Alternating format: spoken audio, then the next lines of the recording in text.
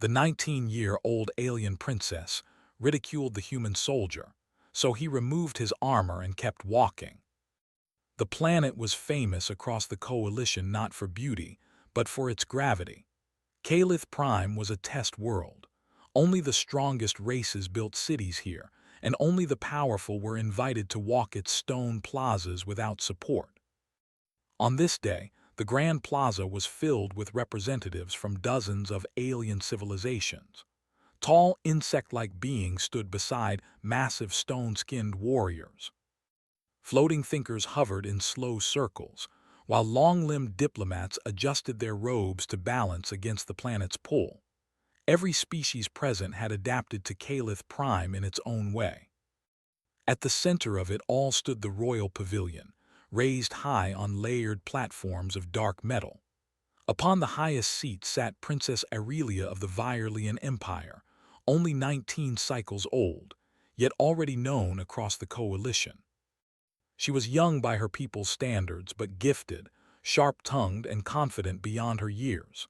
Her species was tall, elegant, with smooth silver-blue skin and glowing eyes that reflected intelligence and pride. Aurelia leaned back in her seat, observing the gathering with mild boredom. "This is what they call history," she said quietly, her voice carrying easily through the thin air. "One small species begging for relevance." Her advisors shifted uncomfortably but did not answer.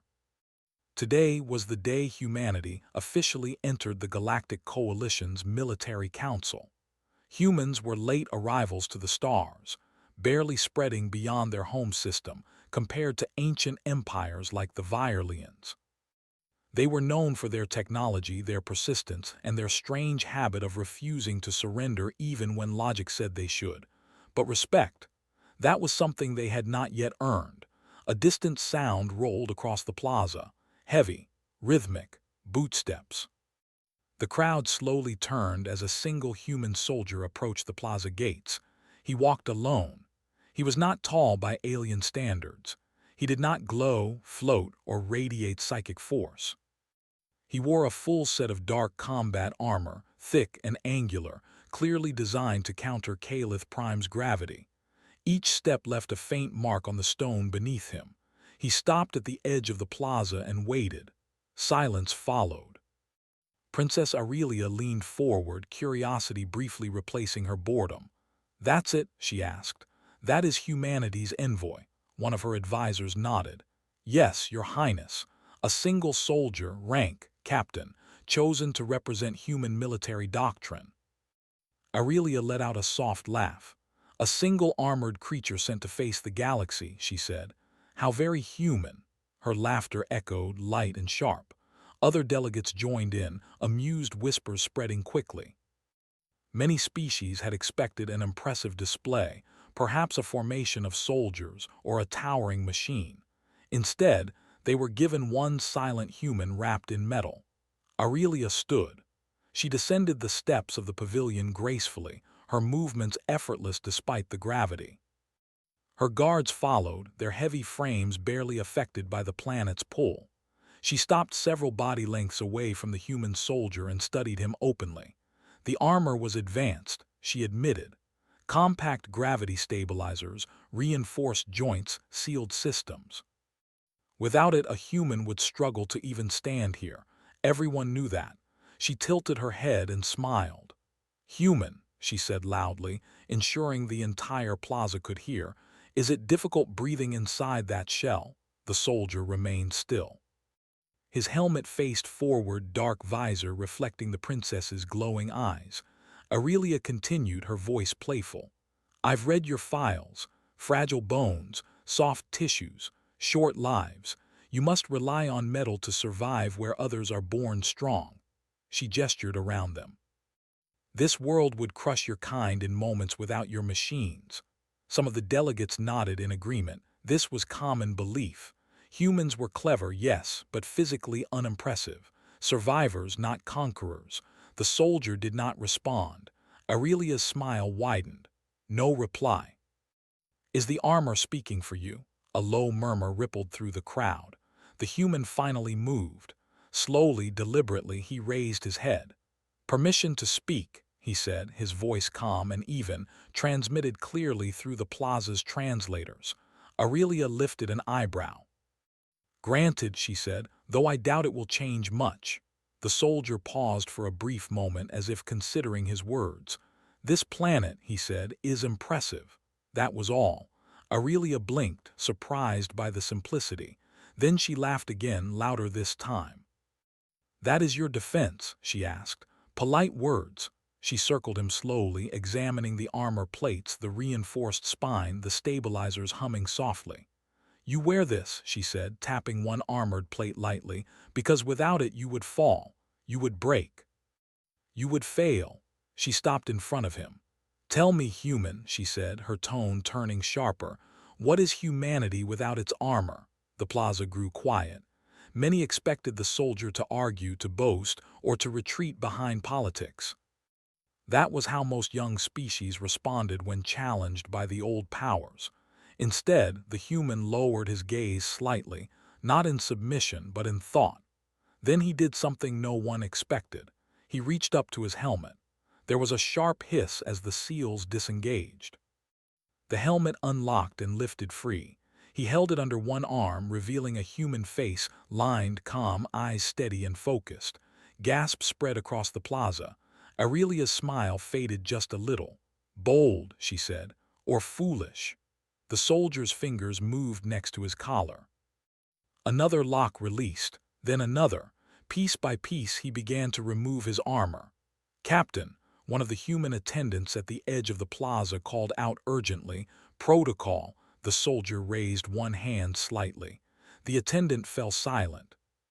Armor plates hit the stone floor with heavy thuds. Shoulder guards, chest plating, reinforced leg braces. Each piece was carefully removed and set aside. Alien sensors flared to life across the plaza, detecting rising strain, shifting balance, stress on bone and muscle. Aurelia's advisors began speaking rapidly behind her. "Your Highness, this is unwise. He will collapse. This gravity is lethal to his species." Aurelia lifted one hand, silencing them. Her eyes never left the human. When the last piece fell to the ground, the soldier stood wearing only a simple uniform. No visible support, no enhancements. The plaza held its breath. The human's boots sank slightly into the stone. His shoulders tightened. His breathing slowed, controlled and deliberate. Aurelia felt a flicker of something unfamiliar, doubt. "Stand down," she said, though her voice lacked its earlier confidence. "You have made your point." The soldier did not respond. Instead, he took a step forward. The sound was soft, but it echoed louder than any laughter before it. One step. His muscles tensed, veins visible along his neck. Sensors screamed warnings across alien displays. He took another step. Aurelia's eyes widened. This was not possible. Humans were not built for this. They should be shaking, falling, gasping. Yet he walked, slowly, steadily, not rushing, not showing off, just walking. The laughter was gone now, replaced by stunned silence. Aurelia felt her heart beat faster. For the first time since she had taken her seat on the pavilion, she felt small. The human stopped a short distance away from her. His posture was straight, though effort clearly pressed against him like an invisible weight. "This," he said quietly, "is humanity." The words were simple, but they carried something heavy. Aurelia swallowed. Around them, the galaxy watched. And for the first time, no one was laughing. The silence that followed the human's last words felt heavier than the gravity itself. The grand plaza of Caliph Prime, once full of whispers and quiet laughter, had become completely still. Even the distant hum of machines and translators seemed to fade, as if the planet itself was listening. Princess Aurelia stood frozen where she was. The young ruler had expected many things that day: debate, politics, maybe even tension. But not this. Not a human standing without armor on a world designed to crush weaker bodies. The soldier's breathing was slow and controlled. Every breath was a choice. Every heartbeat pushed blood through muscles that screamed under pressure. Yet his face showed no fear, only focus. Alien sensors continued to collect data, numbers flashed, readings climbed. Bone compression critical, muscle strain extreme, cardiac load dangerous. Several alien scientists stared at their displays in disbelief. "This should not be possible," whispered a delegate from the Threx Collective. "His species should be unconscious." Another replied, voice tight, "He should be dead." Princess Aurelia finally moved. She took a cautious step closer, her eyes scanning the human's face, his posture, the slight tremor in his hands. She could see the effort now. This was no trick, no hidden technology. "You are hurting yourself," she said, her voice quieter than before. The soldier inclined his head slightly, acknowledging her words. "Yes," he replied. Aurelia frowned. "Then why continue?" The human did not answer immediately. He took another step forward instead. Stone cracked faintly beneath his boot. A collective gasp rippled through the plaza. Aurelia's guards shifted uneasily. One of them stepped forward. "Your Highness, this display is becoming dangerous. He is destabilizing the crowd." She raised a hand, stopping them. Her eyes never left the human. "No," she said softly. "Let him continue." She turned back to the soldier. "You could stop," she said. "You have already proven your point." The human's lips tightened slightly. "Not yet." That response sent a strange chill through the listeners. It was not said with pride. It was not a challenge. It sounded like a simple fact. As he stood there, memories passed through the soldier's mind, not as clear images but as weight. Endless weight. High-gravity training chambers on human worlds. Marches with broken ribs. Days without rest. Planets where the air burned the lungs and the ground shook under fire. This pressure was familiar. Princess Aurelia watched him carefully now, no longer amused. She noticed the scars on his exposed skin, faint lines across his arms. Old injuries healed long ago. "You have done this before," she said slowly. "Yes," the soldier answered. Her eyes narrowed. "Why?" He looked at her then, truly looked at her, not as royalty but as a person. "Because humans live in pressure," he said. "This planet is honest about it. Most places are not." The words unsettled her more than she expected. Around them, delegates began to speak in low voices. The mood had shifted. Where there had been mockery, there was now uncertainty, fear even. A tall crystalline being leaned toward another. "If this is what one human soldier can endure, then what could an army do?" the other finished quietly. Aurelia felt a strange tightening in her chest. For the first time, the idea of humanity as a military power felt real, not on paper, but in front of her eyes. She straightened her posture. "Human captain," she said, her voice regaining authority, "state your purpose here." The soldier stopped walking. His boots were now firmly planted in the stone, cracks spreading outward like thin veins. "My purpose," he said, "is representation." "Representation of what?" she pressed. "Of restraint." That word caught her off guard. "Restraint," she repeated. He nodded slightly. "You see one soldier," he said. "Armored, trained, prepared for conflict. You assume that is our strength." He took a careful breath. "But this," he gestured faintly to himself, unarmored and standing, "is what we carry every day. Pain, loss, pressure. We do not remove it, we move forward with it." Aurelia felt heat rise to her face, not anger but something close to embarrassment. "You were laughing at us," the soldier continued, not accusing, simply stating. "That is understandable, most do." She opened her mouth to reply, then closed it again. Words felt fragile in this moment. Behind her, an elder advisor spoke urgently. "Your Highness, if he collapses here, the diplomatic consequences." Aurelia turned sharply. "Be silent." The advisor stiffened. She looked back at the soldier. His breathing had grown heavier now. Sweat glistened on his skin. His legs trembled almost imperceptibly. "How long can you stand?" she asked. He considered the question. "Long enough." That answer sent another murmur through the crowd. Aurelia exhaled slowly. Something inside her shifted. Pride battled curiosity. Tradition clashed with reality. "You challenge our assumptions," she said carefully. The soldier met her gaze. "We did not come to challenge," he said. "We came to be seen." That sentence struck her harder than any insult could have. She stepped back, giving him space. "Then be seen," she said. The soldier nodded once.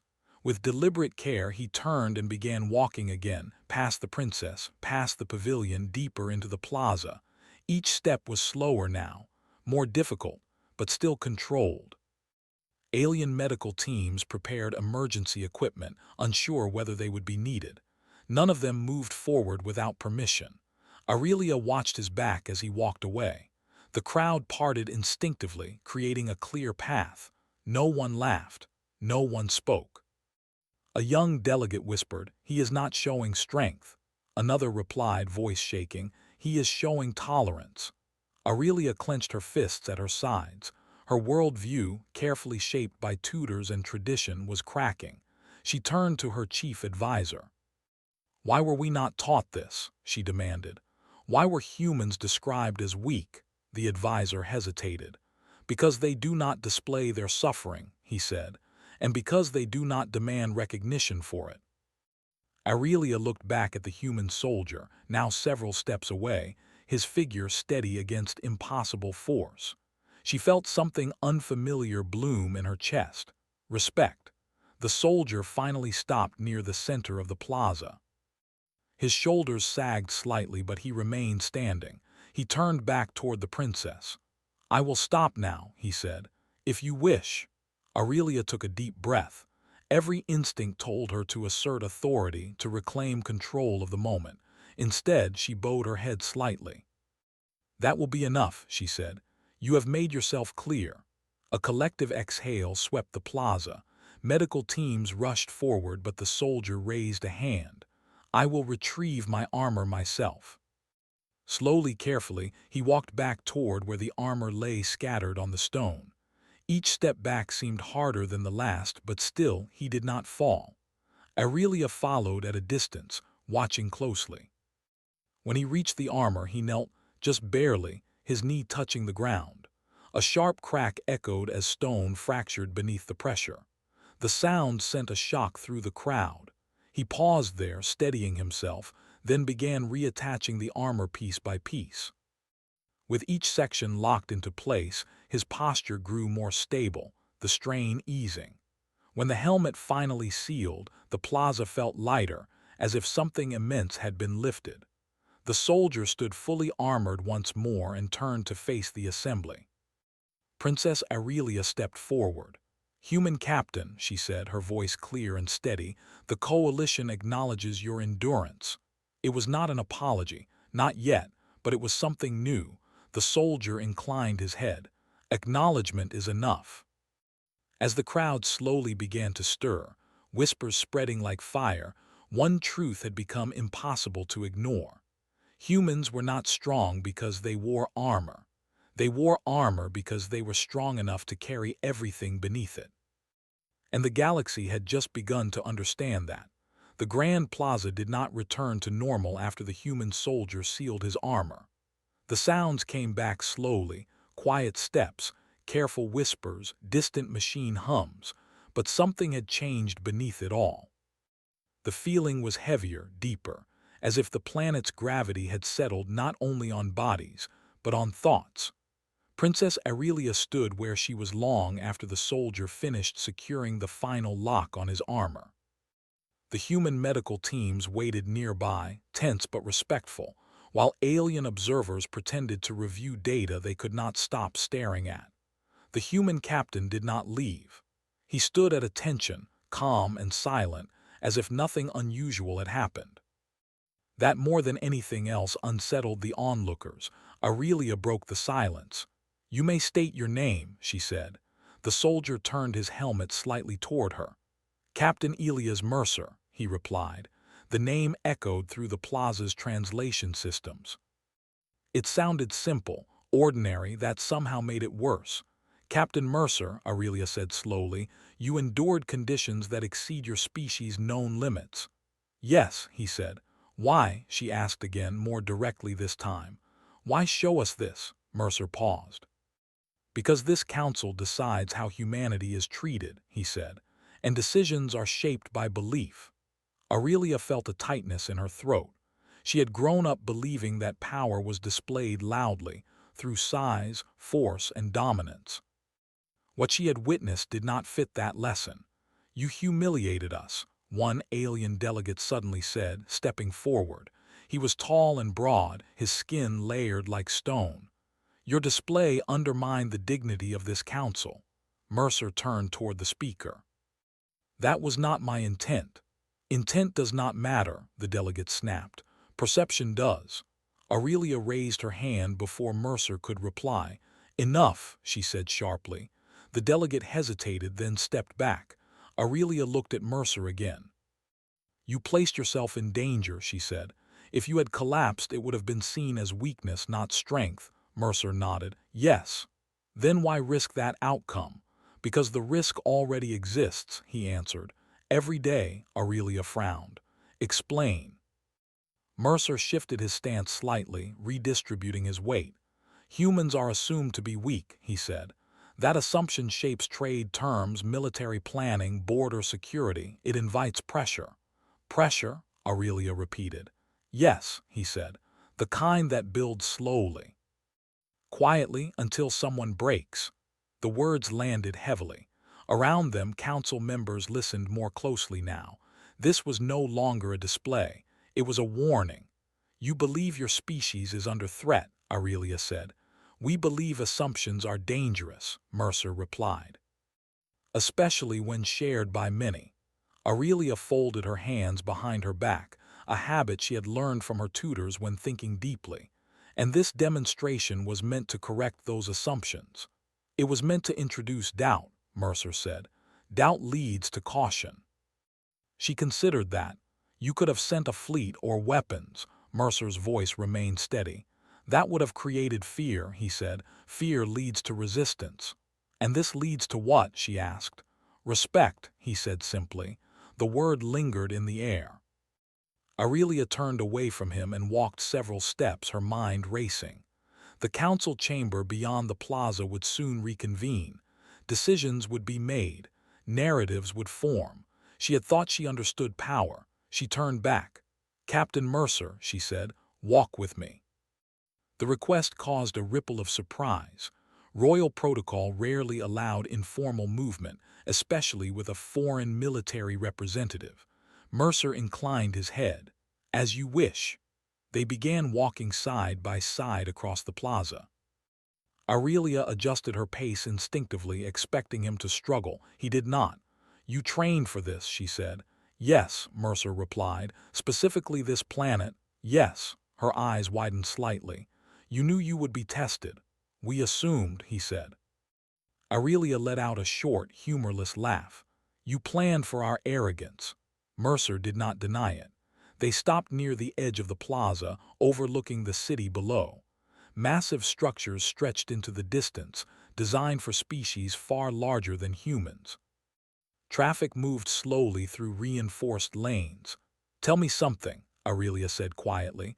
"Why did you remove your armor when I mocked you?" Mercer looked out over the city. "Because you were not wrong," he said. She turned to him sharply. "I said your species was fragile." "You are correct," he said, "compared to many." "Then why?" "Because fragility does not mean weakness," he continued. "It means awareness." She stared at him, confused. "We break," Mercer said. "So we learn where the limits are. We learn how to move without crossing them. Other species rely on strength to ignore limits. Humans cannot afford that." Aurelia felt a strange discomfort settle in her chest. "So your armor is respect for our limits," he finished. "Not denial of them." The city hummed below. For a moment, neither spoke. Aurelia's advisors approached cautiously, keeping a respectful distance. She waved them away. "When I laughed at you," she said softly, "I believed I was above you." Mercer looked at her. "I know. You did not react." "No. Why?" "Because reactions escalate," he said. "And escalation ends badly." Aurelia closed her eyes briefly. In her youth, she had been praised for her sharp tongue, her ability to dominate debate. Now she saw the flaw in that pride. "You embarrass us by doing nothing," she said. Mercer's helmet tilted slightly. We have learned that silence can be louder. Aurelia opened her eyes. The council will ask for explanations, she said. They will want data, limits, comparisons. They will receive them, Mercer said. And if they decide humanity is too dangerous, she asked.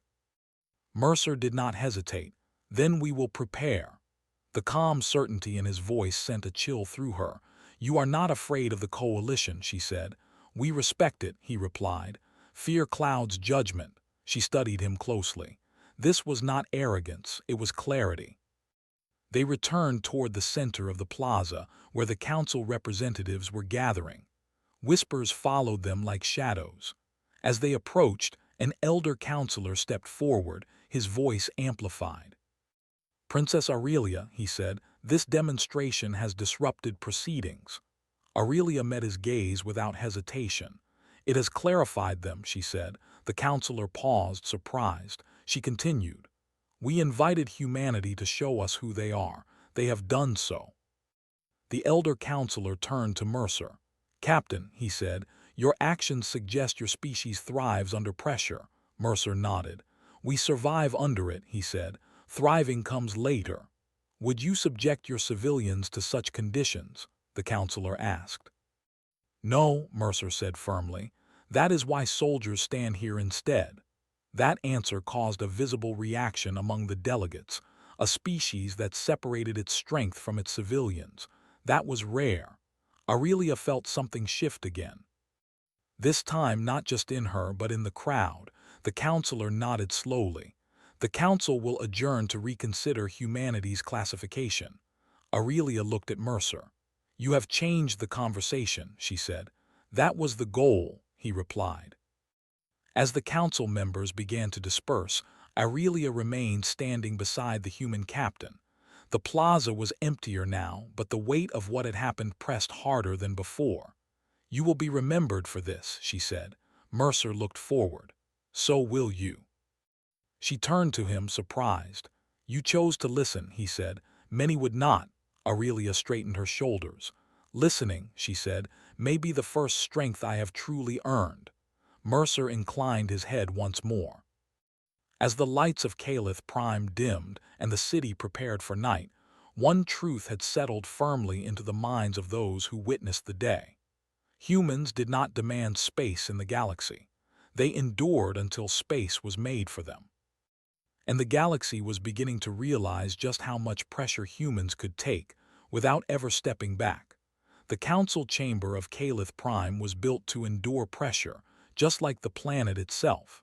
Thick walls curved inward, designed to resist gravity and silence. Rows of elevated seats formed a wide circle, each shaped for a different species. At the center stood an open space where decisions were spoken aloud and recorded for history. Princess Aurelia entered the chamber with steady steps. Her expression was calm, but her thoughts were not. The events in the plaza had shaken more than protocol. They had shaken belief. Captain Elias Mercer stood several paces behind her, fully armored again, motionless as stone. He was not meant to speak unless invited. Yet his presence was felt by everyone in the room. The counselors took their seats one by one. Some avoided looking at the human. Others stared openly, curiosity mixed with unease. The elder counselor who had adjourned the previous session activated the central display. This council reconvenes, he said, to reassess humanity's role within the coalition. A low murmur spread. Aurelia remained standing. Before discussion begins, she said, I request permission to speak. The elder nodded. Granted. She took a breath. I mocked humanity today, she said plainly. Not out of cruelty, but ignorance. I believed strength was something visible, something effortless. I was wrong. Several counselors shifted uncomfortably. Captain Mercer did not threaten us, she continued. He did not demand respect. He demonstrated restraint under pressure that would break most species in this chamber. A stone-skinned counselor interrupted. A demonstration does not define a species. Aurelia turned to him. No, she agreed, but preparation does. She gestured toward Mercer. That soldier trained for this world. He trained for humiliation. He trained for failure. That alone tells us something important. The counselor frowned but did not respond. Another delegate spoke up, a thin being with many eyes. If humans can endure such conditions, they represent a potential imbalance. Mercer's helmet turned slightly toward the speaker. Aurelia answered before he could. So does any species capable of adaptation, she said. The difference is intent.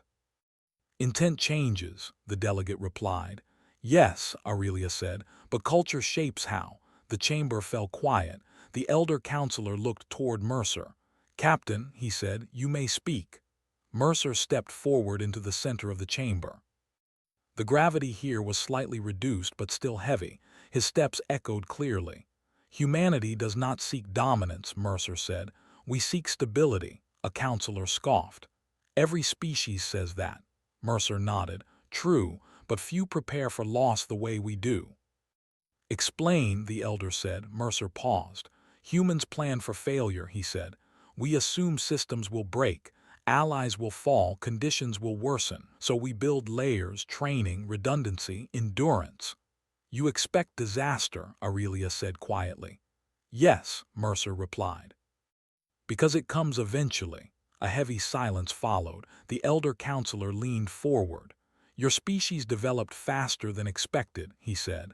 Often, such speed leads to instability. Mercer met his gaze. Or to survival, he said. The elder studied him for a long moment. The council must consider the risk. Aurelia stepped forward again. There is another risk, she said. Underestimating a species that has already learned how to suffer. That statement caused visible reaction. Whispers broke out again. A data display activated showing projections, trade routes, military zones, border systems near human-controlled space. Several empires have tested human boundaries, the elder said, probing, pressuring, observing response. Mercer nodded. We noticed. And you did not respond with force, the elder said. No, Mercer replied. We responded with preparation. Aurelia watched faces change as understanding spread. Pressure has been applied, Mercer continued. Quietly, politely, gradually, humanity has endured it.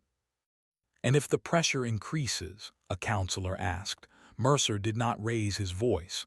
Then we endure longer. That answer was simple, too simple. Aurelia felt the weight of it settle in the room. The elder counselor exchanged looks with others. There are concerns, he said slowly. If humans endure pressure without complaint, others may not realize when they have gone too far. That is correct, Mercer said. And what happens then? The counselor asked. Mercer paused. This time the pause felt deliberate. Then humans stop enduring, he said. No threat was spoken. None was needed. The council chamber seemed smaller suddenly. Aurelia felt a chill despite the controlled temperature. She understood now. Humanity's danger was not in aggression but in patience. The elder counselor cleared his throat. The council proposes a reclassification, he said. Humanity will be moved from developing military partner to strategic endurance power. Gasps echoed around the chamber. This was not a rank given lightly. It acknowledged a species capable of withstanding prolonged conflict without collapse. Aurelia looked at Mercer. His posture did not change. Additionally, the elder continued, humanity will be granted equal vote in defensive coalition matters. Silence followed. Mercer inclined his head. Acknowledged. Aurelia exhaled slowly. She had not realized how tense she was until that moment. The counselors began debating details, protocols, safeguards, observation periods, but the core decision was made. Humanity was no longer underestimated. As the session neared its end, Aurelia found herself watching Mercer again. He stood apart, quiet, present. When the chamber finally adjourned, the two walked together through a side corridor. The lighting was dimmer here, the walls closer. You changed history today, Aurelia said. Mercer shook his head slightly. History was already moving, he said. We stepped into its path. She considered that. You could have chosen someone else, she said. Someone larger, stronger. We chose someone ordinary, Mercer replied, so the message would be clear. Aurelia stopped walking. You do not see yourself as extraordinary. No, he said, that is the point. She studied him carefully. Your people must trust you greatly. Mercer nodded. They trust the training, he said, and the values behind it. Aurelia resumed walking. What values are those? She asked. Protect those who cannot endure what we can, he said. The corridor opened onto a balcony overlooking the city again. Night had fully fallen now. Lights glowed softly across Caliph Prime, reflecting off metallic towers. Aurelia rested her hands on the railing. When I mocked you, she said, I believed pain was a weakness. Mercer stood beside her. Pain is information, he said. It tells us where to be careful. She smiled faintly. You make suffering sound useful. It is, he said, if you listen. She looked at the city below, then back at him. The galaxy will test you now, she said. Mercer nodded. It already has. And if the pressure becomes unbearable, she asked. Mercer's voice was quiet. Then we adapt, he said, or we change the conditions. Aurelia understood the meaning behind the words, not violence, but inevitability. She straightened, resolve forming in her eyes. I will not allow the coalition to mistake your silence again, she said. Mercer inclined his head. That is appreciated. They stood there for a moment longer, two figures from very different worlds, united by an understanding forged under gravity and truth. Far below, the city continued to move, unaware that its future, and perhaps the galaxies, had shifted. Humanity had not raised its voice. It had simply stood long enough for everyone else to feel the weight, and the galaxy was learning that some forces did not push back. They waited, and that made them impossible to ignore. The days following the Council's decision passed quietly, but the silence was not empty. Across Caliph Prime, reports were written, recordings reviewed, and data rechecked again and again.